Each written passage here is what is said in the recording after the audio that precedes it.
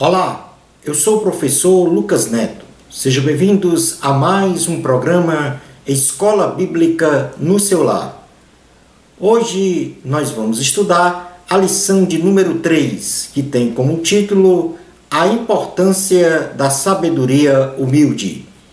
Dentro deste tema, nós vamos falar sobre 3 assuntos, e o primeiro deles será a necessidade de pedirmos sabedoria a Deus.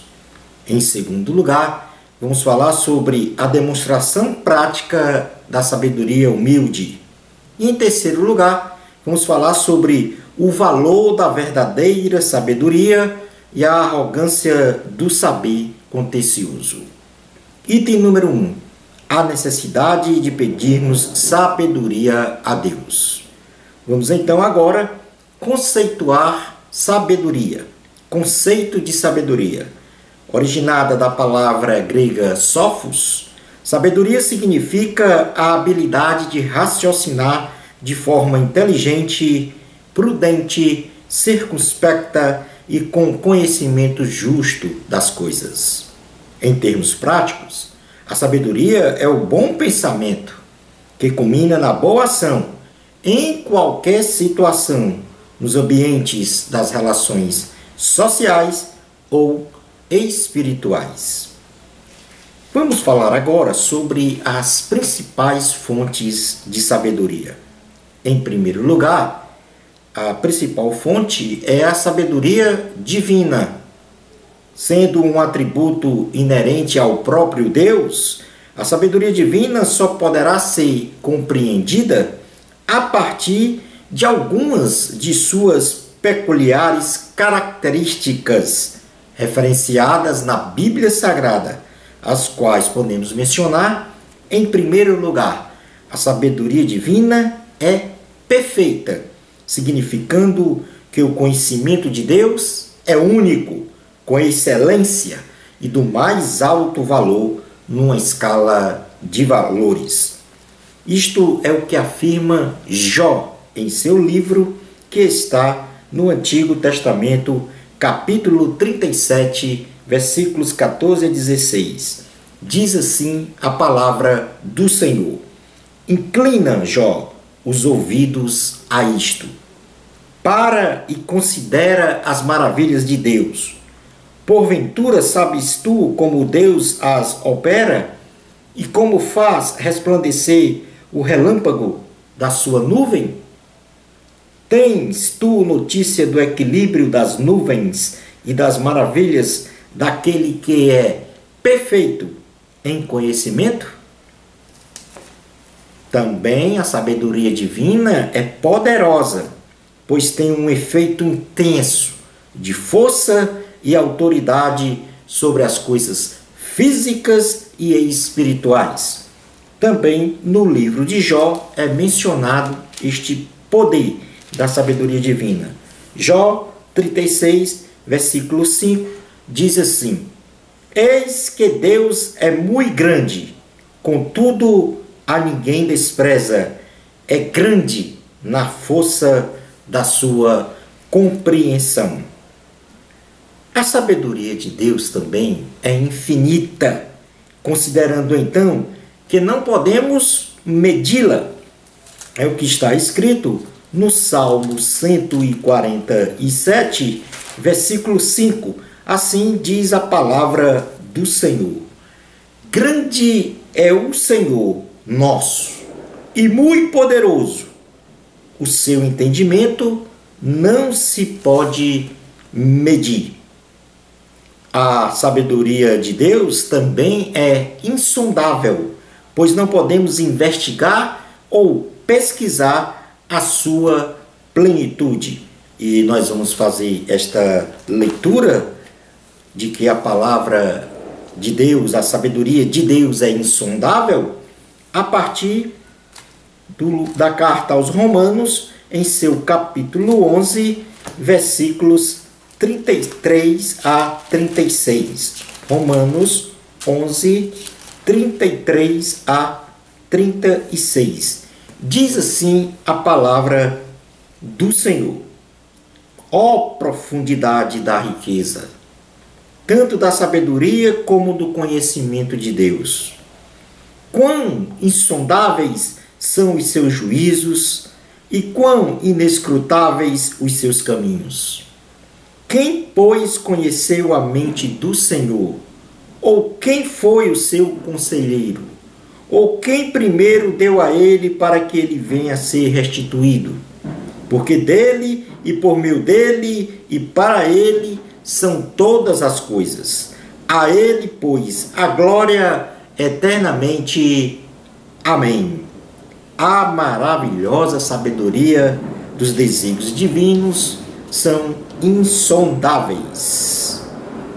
Podemos também mencionar que a sabedoria de Deus não é originada de nenhuma outra fonte, sendo então o próprio Deus a fonte de toda a sabedoria.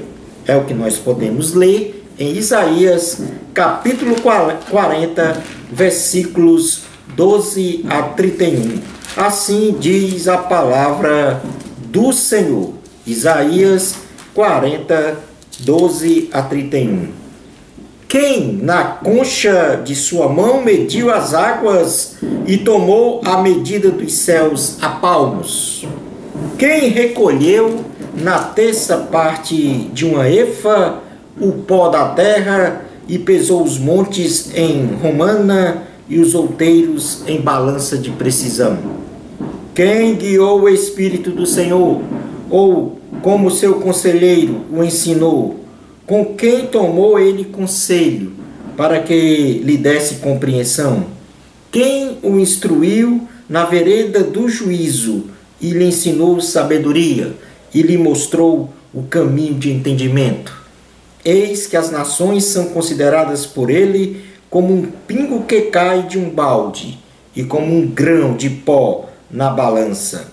As ilhas são como pó fino que se levanta. Nem todo o Líbano basta para queimar, nem os seus animais para um holocausto.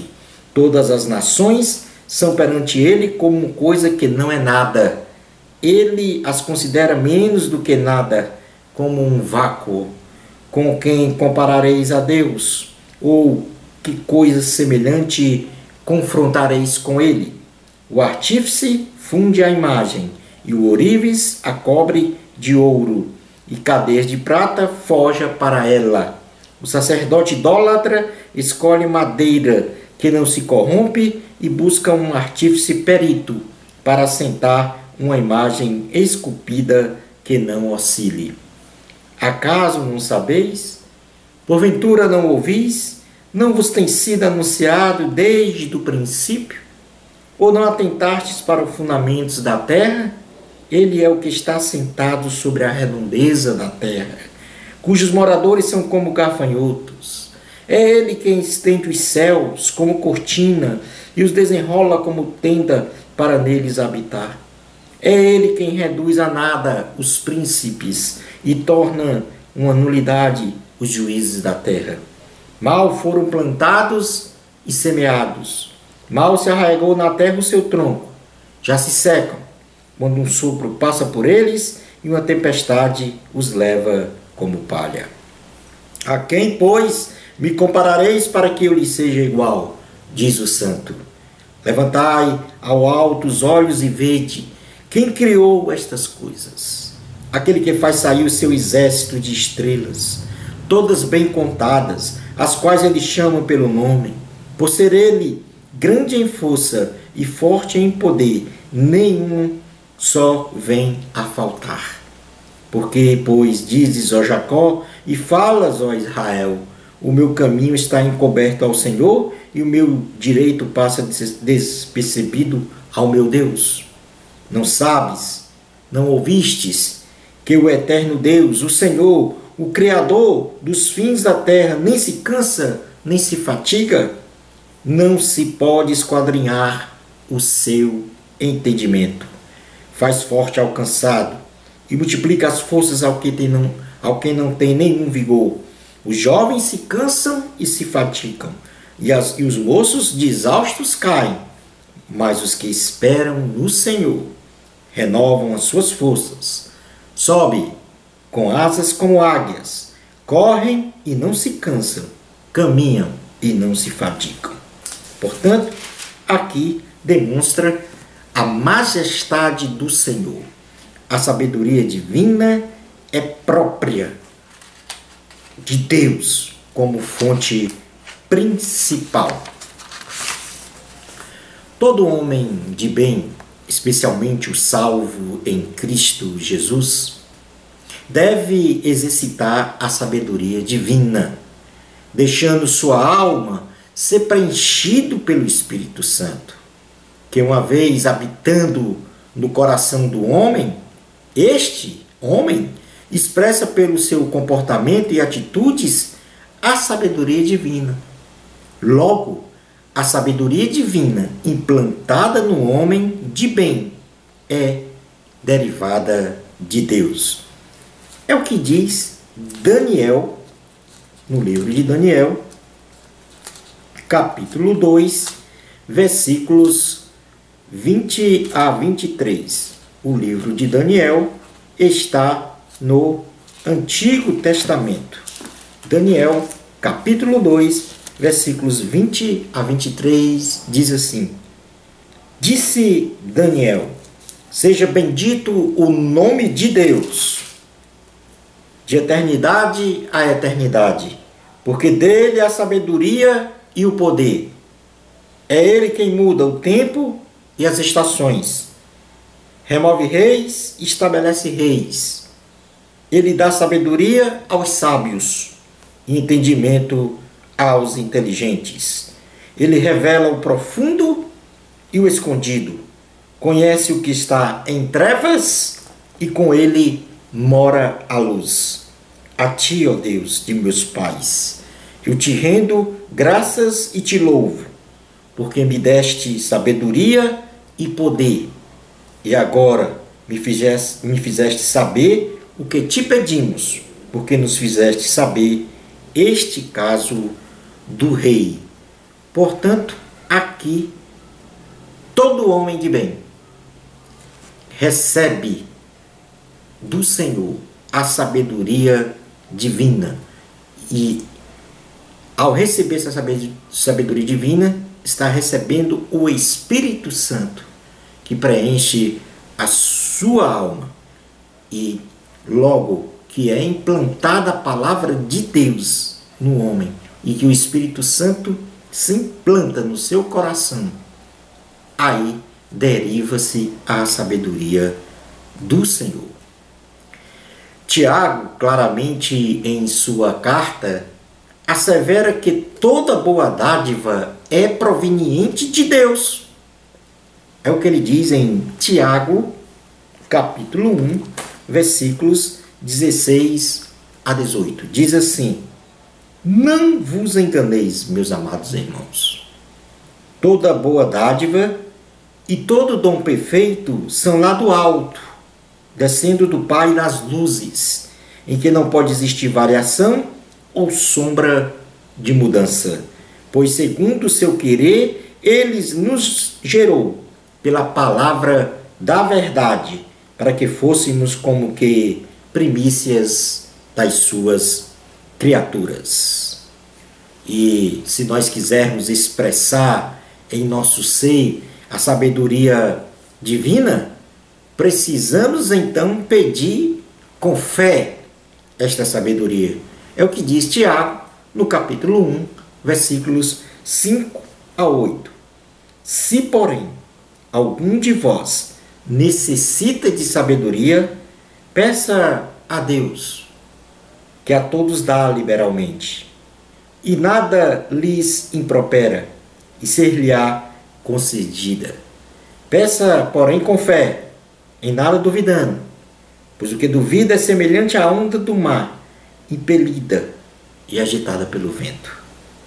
Não suponha esse homem que alcançará do Senhor alguma coisa. Homem de ânimo dobre, inconstante em todos os seus caminhos. Então, a sabedoria é proveniente de Deus e nós devemos e precisamos pedi-la ao Senhor com fé. Vamos falar agora sobre a sabedoria maligna. A sabedoria maligna é assim denominada, pois carrega em seu bojo conhecimento, porém, este conhecimento é para o mal, que gera orgulho, que gera sentimento faccioso, que gera inveja amargurada, que gera a mentira e todo tipo de confusão e coisas ruins nas relações sociais humanas, sendo em si perversas. A sabedoria maligna, em sua essência, ela é destrutiva, pois busca sempre aniquilar os valores absolutos de Deus, com o intuito de levar os homens à perdição eterna pelo caminho do pecado. É o que fala Tiago em seu capítulo 3, versículos 13 a 18. Fala sobre essa sabedoria maligna, entre aspas. Quem entre vós é sábio e inteligente? Mostra em mansidão de sabedoria, mediante condigno proceder as suas obras. Se pelo contrário tendes em vosso coração inveja amargurada e sentimento faccioso, nem vos glorieis disso, nem mintais contra a verdade. Esta não é a sabedoria que desce lá do alto, antes é terrena, animal e demoníaca.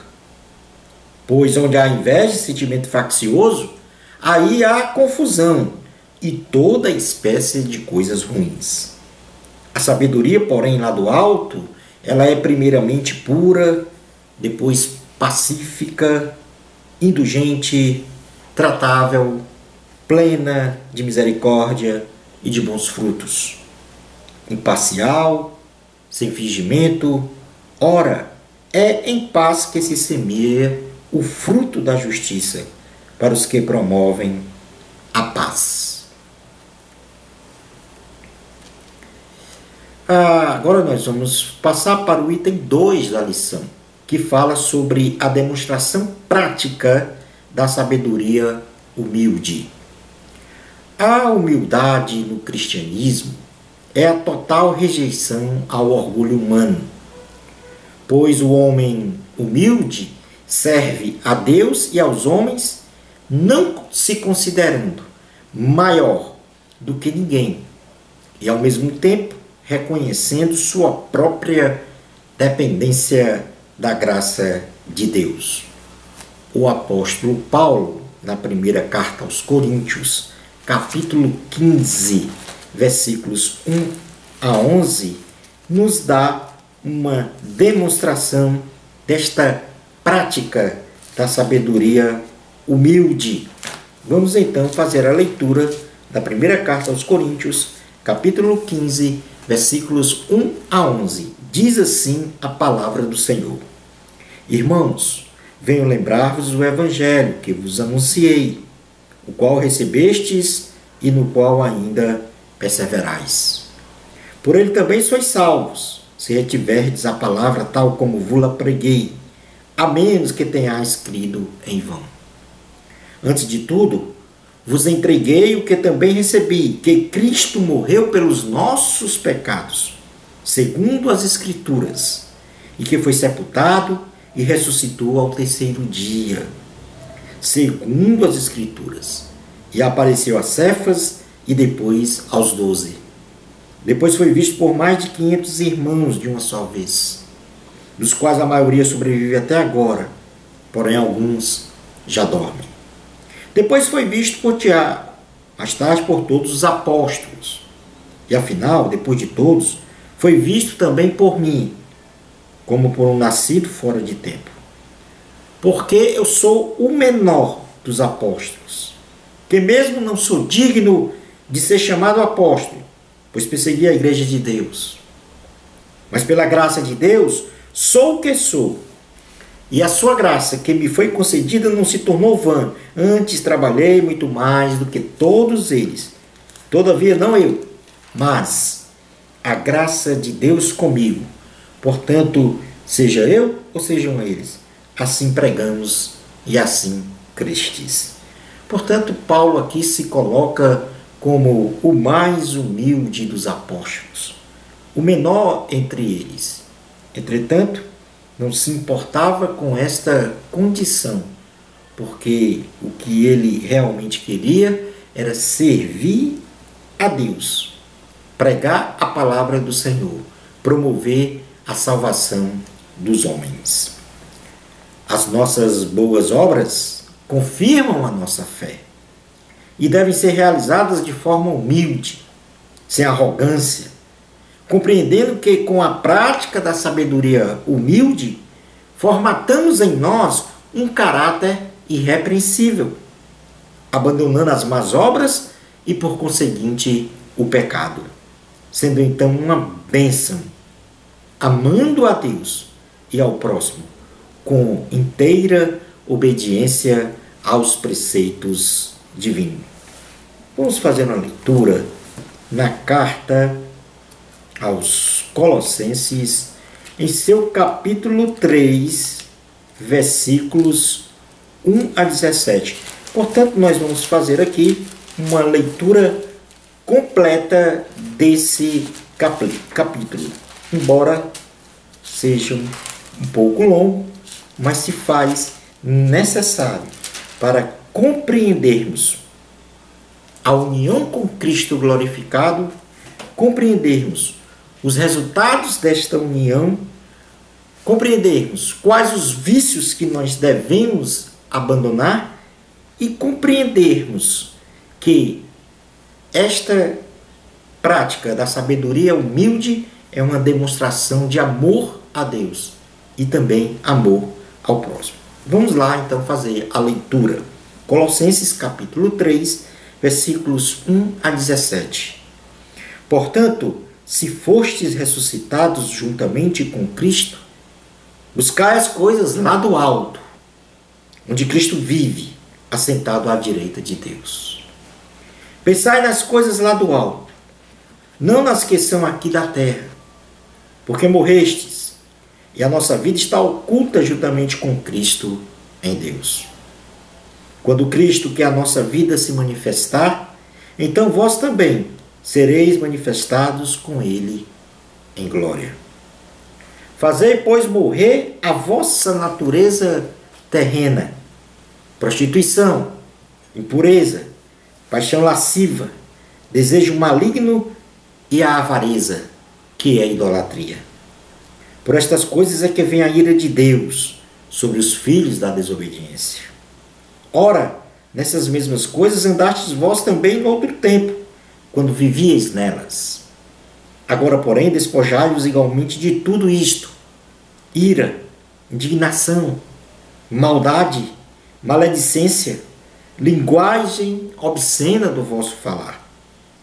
Não mintais uns aos outros, uma vez que vos despistes do velho homem com seus feitos, e vos revestistes do novo homem, que se refaz para o pleno conhecimento, segundo a imagem daquele que o criou, no qual não pode haver grego nem judeu, circuncisão nem incircuncisão, bárbaro, cita, escravo, livre, porém Cristo é tudo em todos.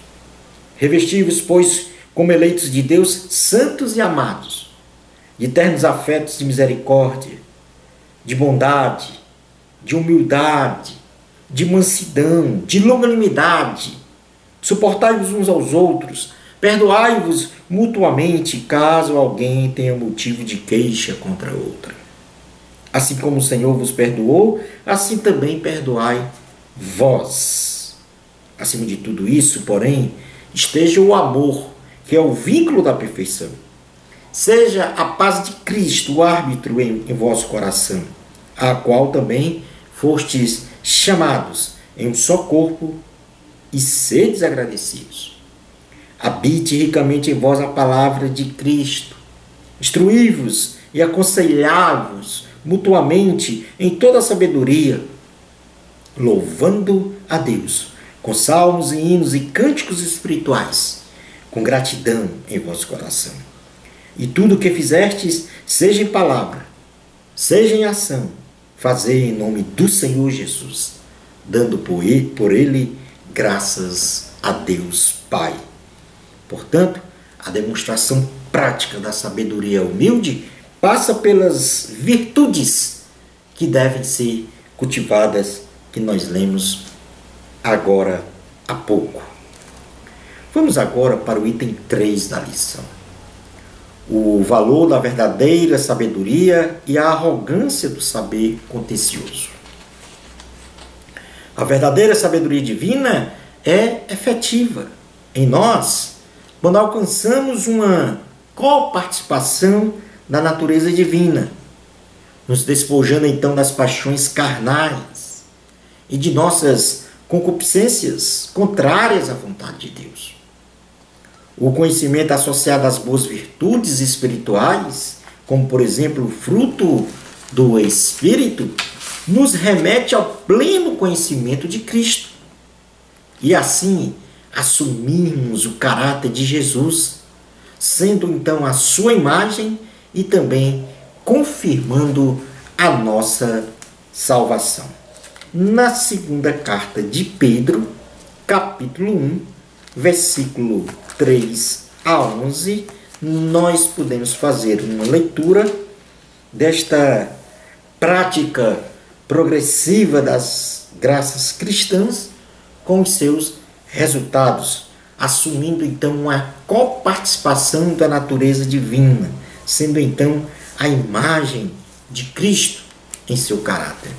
Diz assim a palavra do Senhor: visto como pelo seu divino poder nos têm sido doadas todas as coisas que conduzem à vida e à piedade, pelo conhecimento completo daquele que nos chamou para a sua própria glória e virtude, pelas quais nos têm sido doadas as suas preciosas e grandes promessas, para que por elas vos torneis coparticipantes da natureza divina, livrando-nos da corrupção das paixões que há no mundo.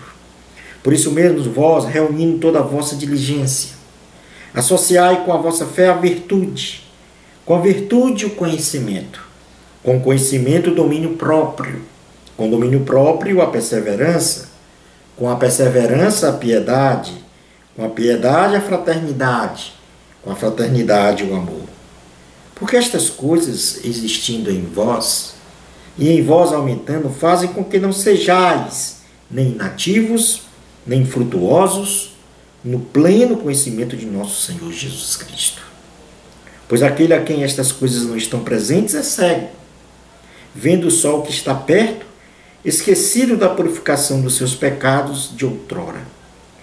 Por isso, irmãos, procurai com diligência cada vez mais confirmar a vossa vocação e eleição, porquanto, procedendo assim, não tropeçareis em tempo algum, pois desta maneira é que vos será amplamente suprida a entrada no reino eterno de nosso Senhor e Salvador, Jesus Cristo. A Bíblia nos exorta a termos sabedoria para obedecer ao Senhor.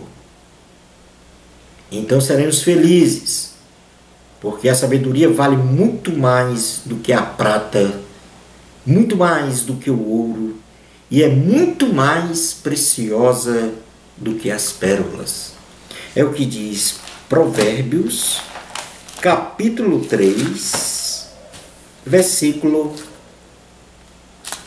13 a 15. Provérbios está aqui no Antigo Testamento. Vamos fazer uma leitura do versículos 13 até o 15. Diz assim a palavra do Senhor: feliz o homem que acha sabedoria, e o homem que adquire conhecimento, porque melhor é o lucro que ela dá do que o da prata, e melhor a sua renda do que o ouro mais fino.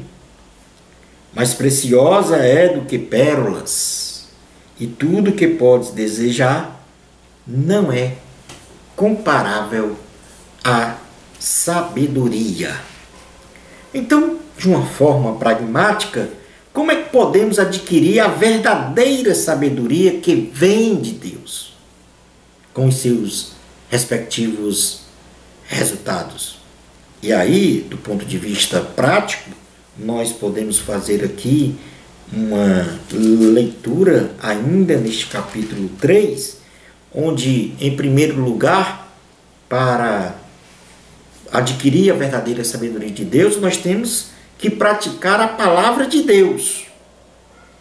Pois se assim o fizermos, nós teremos mais dias de vida e paz. Provérbios capítulo 3, versículo 1 ao 2 diz assim: Filho meu, não te esqueça dos meus ensinos, e o teu coração guarde os meus mandamentos, porque eles aumentarão os teus dias e te acrescentarão anos de vida e paz. Em segundo lugar, para adquirir a verdadeira sabedoria do ponto de vista prático, nós temos que preservar nas 3 dimensões relacionais: com Deus, com o próximo e consigo mesmo, a condição de ser fiel e generoso, tendo como resultado deste comportamento receber do Senhor a graça, ou seja, o favor imerecido e uma boa compreensão diante de Deus e dos homens. É que diz Provérbios capítulo 3, versículos 3 a 4. Diz assim a palavra do Senhor: Não te desamparem a benignidade e a fidelidade. Ata-as ao pescoço, escreve-as na tábua do teu coração, e acharás graça e boa compreensão diante de Deus e dos homens. Para adquirir a verdadeira sabedoria do ponto de vista prático, em terceiro lugar, nós temos que confiar no Senhor de todo o coração, afastando de si a autossuficiência.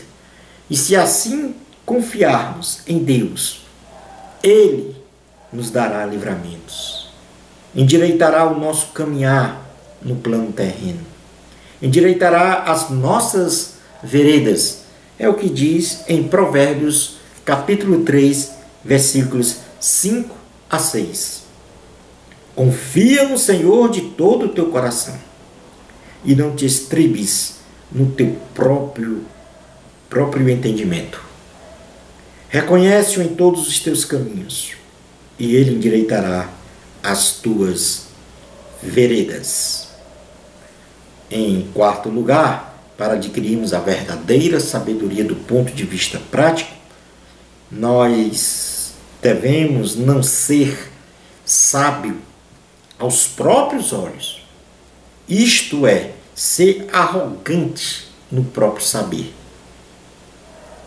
Ao contrário, nós temos que reverenciar, respeitar, buscar a sabedoria divina, apartando-se do mal, para termos então plena saúde no corpo e na alma. É o que diz Provérbios capítulo 3, versículos 7 a 8. Não sejais sábio aos teus próprios olhos. Teme ao Senhor e aparta-te do mal. Será isto saúde para o teu corpo e refrigério para os teus ossos. Concluindo então a nossa aula de hoje. A sabedoria divina parece ser algo abstrato, ou mesmo intangível, mas na realidade a sabedoria de Deus se manifesta em seu ápice em Cristo, a palavra, sendo Cristo Jesus a marca personalizada desta sabedoria, que proporciona aos homens inúmeros benefícios, sendo a salvação da humanidade pela morte de Cristo na cruz a mais nobre sabedoria demonstrada pelo Senhor Jesus em todos os tempos.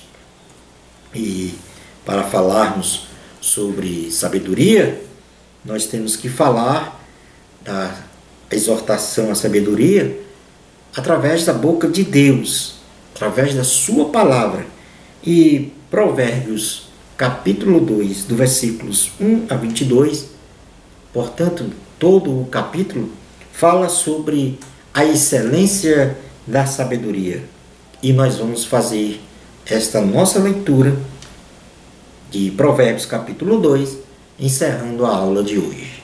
Diz assim a palavra do Senhor: Filho meu, se aceitares as minhas palavras e esconderes contigo os meus mandamentos, para fazeres atento à sabedoria o teu ouvido e para inclinares o coração ao entendimento, e se clamares por inteligência e por entendimento alçares a voz, se buscares a sabedoria como a prata e como tesouros escondidos a procurares, então entenderás o temor do Senhor e acharás o conhecimento de Deus. Isto quer dizer, se nós buscarmos a sabedoria de Deus pela palavra, então acharemos a sabedoria divina, o conhecimento do Senhor. Porque, versículo 6, porque o Senhor dá a sabedoria, e da sua boca vem a inteligência e o entendimento. Ele reserva a verdadeira sabedoria para os retos, e escudo para os que caminham na sinceridade. Guarda as veredas do juízo, e conserva o caminho dos seus santos. Portanto, Deus aqui dá proteção ao sábio que recebe a sabedoria divina. Então entenderás justiça, versículo 9. Então entenderás justiça, juízo, equidade, todas as boas veredas. Deus dá entendimento. Versículo 10. Porquanto a sabedoria entrará no teu coração, e o conhecimento será agradável à tua alma. A prática da sabedoria divina. No versículo 11, o bom siso te guardará, e a inteligência te conservará. Novamente a proteção de Deus. Outro benefício, versículo 12, para te livrar do caminho do mal, e do homem que diz coisas perversas, livramento. Versículo 13, dos que deixam as veredas da retidão para andarem pelos caminhos das trevas, também livramento. Versículo 14, que se alegram de fazer o mal, folga com as perversidades dos maus. Novamente o Senhor dá livramento destas pessoas. Versículo 15, seguem veredas tortuosas e se desviam nos seus caminhos.